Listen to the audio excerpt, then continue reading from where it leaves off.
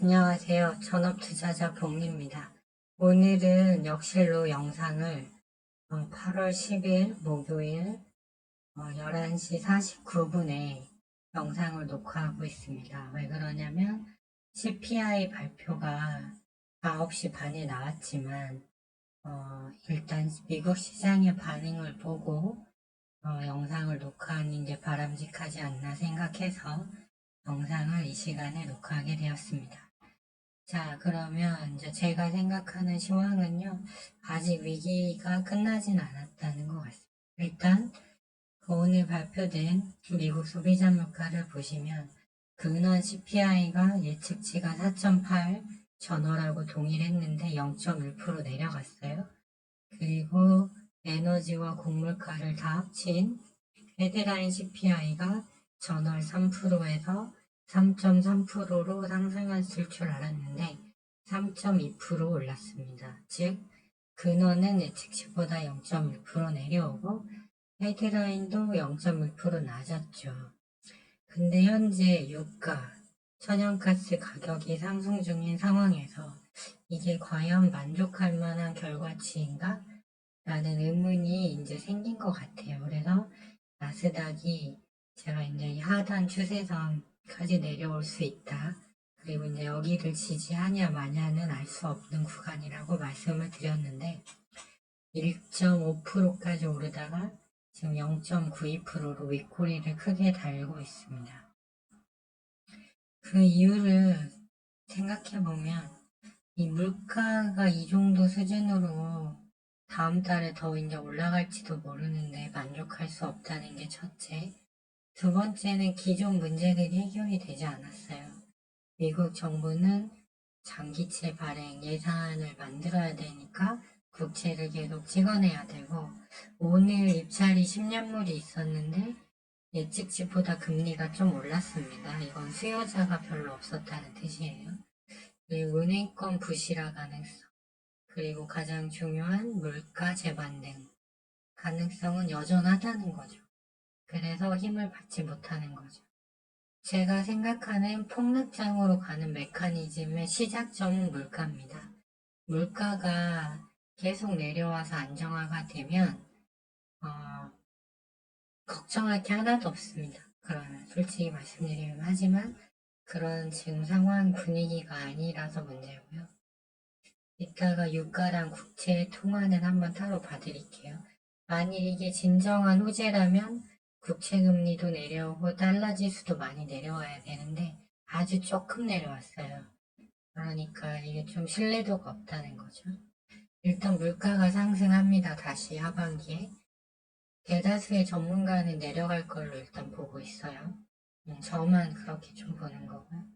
고금리가 장기간 그럼 유지가 되겠죠? 왜 그러냐면 물가를 잡아야 하니까 금리 인하를 못하죠. 그리고 나서 물가가 너무 또 많이 재반등을 하면 금리를 추가로 올려야 됩니다. 그렇게 되면 지금도 부도기업이 2008년도보다 많죠. 금융위기 때보다. 그렇게 되면 부도기업 수가 증가합니다. 그러면서 이자가 많이 나가서 기업 실적이 감소해요. 최근 빅테크 기업들은 인원을 대량 해고해서 인건비가 줄어서 좀 컨센서스를 맞춘 경향이 좀 있죠. 당연한 부동산 가격이 떨어지겠죠. 그리고 시중 유동성이 이제 줄어들 겁니다. 다만 연준이 채권 발행을 엄청 하고 있기 때문에 QT 지금 이제 코로나 때 풀었던 걸 좀 축소하고 있는데 이걸 줄일 가능성은 있습니다. 그렇고 미국 장기 채권이 고금리가 오래 유지가 되겠죠. 그러면 국채 가격이 지금 엄청 폭락해 있는데 이게 회복이 안 되겠죠.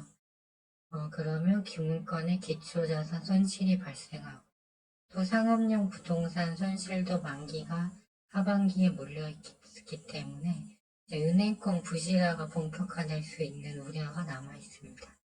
물가는 계속 오르는데 금리를 내릴 수 없는 쉽게 말해서 스태그플레이션이 오는 거죠.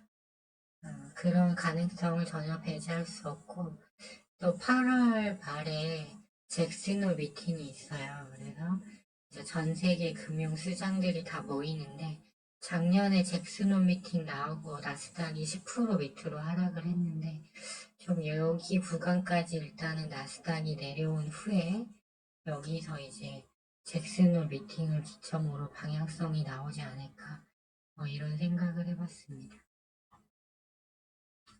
10년물 국채금리 오히려 지금 다시 꼬리 달고 올라가고 있죠. 진짜 호재가 아니라 지금 채권 안전자산 쏠리고 있는 거니까. 달러도 길게 하락했다가 다시 아래 꼬리 달고 상승 추세 유지 중이죠. 그렇기 때문에 진정한 호재는 아니었다. 이렇게 보여집니다, 일단은. 그리고 미국 빅테크 위치를 한번 볼 필요가 있어요. 기존에 좀 추세 괜찮은 애들 빼고 애플 같은 경우 이렇게 많이 내려와서 추세를 돌리려면 이미 추세 라인은 깨졌거든요. 더 크게 올라가야 되는데 지금 음봉 전환했죠. 테슬라도 이 정도 반등으로는 택도 없고요. 엔비디아도 올라가다가 이 음봉도 지금 3분의 1 지점, 4분의 1 지점도 회복을 못했죠. 마이크로소프트도 마찬가지. 그리고 마이크로는 이제 하락 전환했죠. 그럼 마이크론 빠지면 어제 바이든 행정명령도 악영향이 있었죠. 중국의 인공지능 반도체 기술 장비 다 보내지 마라. 10월에 이제 칩스법이 만료가 돼서 한국 니네들도 수출하지 마 이러면 좀 타격이 있겠죠. 내일 반도체 쪽도 기대하기 어렵다. 그렇다고 테슬라라도 크게 반등이 나와주면 2차 전지 쪽이 좀 좋은데 그것도 기대할 수 없다. 그래서 지수가 2일간은 잘 버텼지만 오히려 미국장이 오늘 올랐는데 내일 빠질 수도 있습니다. 근데 내일 가봐야 하는 거죠.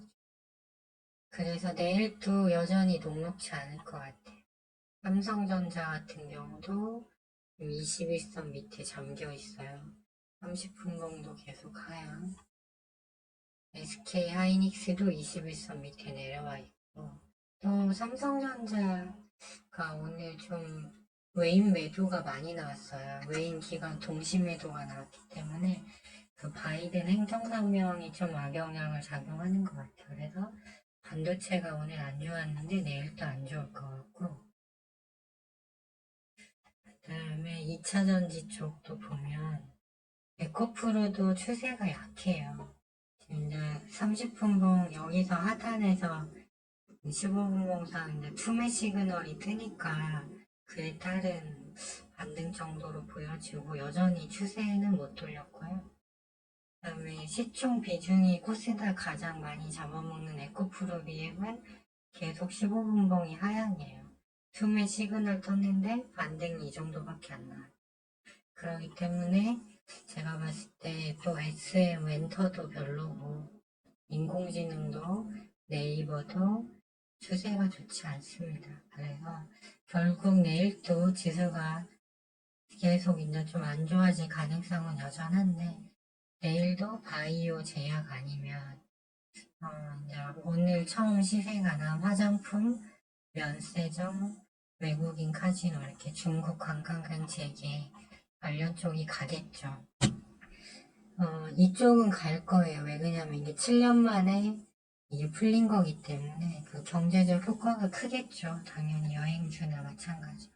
그렇기 때문에 일단 이렇게 상승이 처음 나오면 한 번 정도는 더 쳐주거든요. 근데 갭을 뜨겠죠, 당연히. 그럼 이제 갭을 떴을 때 사기보다는 이렇게 상한가 가고 다음날 갭이 뜨면 좀 밀려주긴 해요. 예를 들면 5% 갭이 떴으면 6%까지 올랐다가 한 3, 4%까지 내려오는 구간이 있거든요. 자, 그럴 때 따라 들어가서 이제 2차 시세를 먹는 방법이 있을 수도 있고요. 그게 아니라면 그런 단타를 하기 어렵다. 나는 그런 거 못한다 하시면 일단은 내일은 관망하는 게 좋지 않나. 그러다가 혹시나 바이오 제약 쪽에서 또 튀는 종목 있으면 단타하고 빠지고 이런 식의 치고 빠지기. 아직 투매 시그널은 지수 분봉상 뜨지 않았죠. 그렇기 때문에 아예 그거를 더 기다리는 것도 좋을 수 있다. 아직 종합지수랑 다 정배열은 됐거든요. 그래서 초반에는 좀 움직일 것 같긴 해요. 그래서 내일 정도 금요일이긴 하지만 이 화장품, 중국 여행 재개 쪽하고 바이오 제약 쪽은 좀 잘 볼 필요가 있고, 반도체, 2차전지, 인공지능, 조선, 엔터 이런 쪽은 좀 여전히 좋지 않을 것 같습니다. 한번 다시 볼까요? 나스닥 지금 어떻게 돼 있나? 나스닥 선물은 정확히 여기 지지 라인에서 일단은 지지는 받았지만 위로 못 올라가고 횡보하면 지지 라인 깨지는 거거든요. 그러니까 추가 확인이 필요하고, 나스닥 같은 경우도 갭 떠서 출발했는데 윗꼬리가 점점 커지고 있죠. 근데 오늘 미국장이 끝나봐야 알겠지만 여전히 녹록한 구간은 아니다. 이렇게 이해를 하시면 될 것 같습니다. 네, 그러면 모두 편한 밤 보내시고요. 시청해 주셔서 감사합니다.